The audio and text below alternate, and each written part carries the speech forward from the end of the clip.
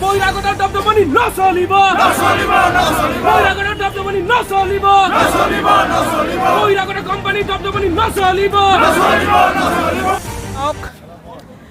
ৰিফাইনাৰীৰ দাঁতিকাষৰীয়া অঞ্চলৰ মানুহ যুৱ সমাজ স্বতঃস্ফূৰ্তভাৱে ওলাই আহিছে।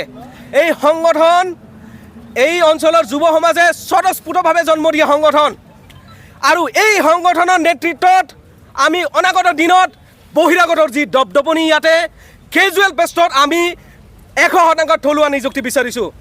ইয়াতে স্থানীয় পলিটেকনিক হওক, ছায়েন্স কলেজ হওক, আমাৰ বঙাইগাঁও মহাবিদ্যালয় হওক, ITI হওক, বিভিন্ন শিক্ষিত নিবনুৱা যুৱক যুৱতীক আমাৰ ইয়াতে কেজুৱেল বেষ্টত 100% থলুৱা নিযুক্তি প্ৰদান কৰিব লাগে। IOCL হোৱাৰ পিছৰে পৰা আমি দেখি আহিছোঁ বহিৰাগত যি এক লবিৰ সৃষ্টি হৈছে ইয়াতে এমপ্লয়ৰ পৰা আৰম্ভ কৰি অফিচাৰৰ পৰা আৰম্ভ কৰি তেওঁলোকে যি লবি সৃষ্টি কৰিছে আৰু তেওঁলোকে নিজাকে এটা ভিতৰত চাকৰিৰ বজাৰ খুলি লৈছে। আমি অনাগত দিনত বৃহত্তৰ নিবনুৱা ঢালিগাঁও সন্থাৰ উদ্যোগত আমি গণ আন্দোলন কৰি তুলিম আৰু আমি বিচাৰোঁ অনতিপলমে মেনেজমেণ্ট কৰ্তৃপক্ষ আমাৰ লগত আলোচনাত বহিব লাগে, নহ'লে ইয়াৰ পিছত আৰু অধিক গুৰুত্বপূৰ্ণ আন্দোলন আমি ঘোষণা কৰিম। আমি জংগী আন্দোলন ঘোষণা কৰিম ইয়াতে যদি মেনেজমেণ্টে আমাক অনতিপলমে সমাধানৰ পথ উলিয়াই নিদিয়ে। আমি ধাৰাবাহিকভাৱে আন্দোলন ঘোষণা কৰিম বৃহত্তৰ ঢালিগাঁও নিবনুৱা সন্থাৰ উদ্যোগত। আজি দেখিছে স্বতঃস্ফূৰ্তভাৱে ৰাইজ ওলাই আহিছে। আপোনাৰ মূল দাবী? আমি ইয়াতে মূল দাবী বুলি একো নাই। ইয়াতে আমি বিভিন্ন ধৰণৰ বিভিন্ন অঞ্চলৰ সমস্যা লৈ আগবাঢ়ি আহিছোঁ। ইয়াতে আজি যুৱ সমাজে আগবাঢ়ি আহিছে।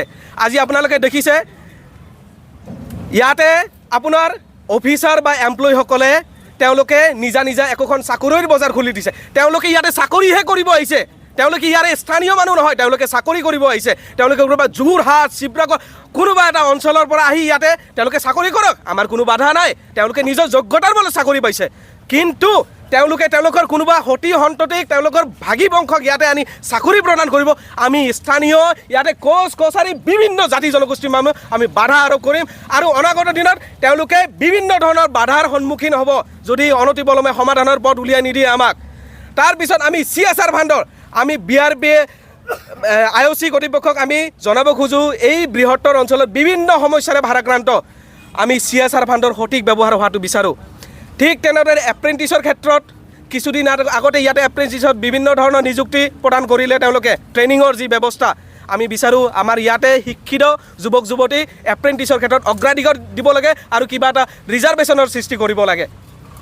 এতিয়া মানে আপুনি এতিয়াতো আজি যিখিনি দাবী কৰিছে এই দাবীটো নামানিলে পিছত কি কৰিব?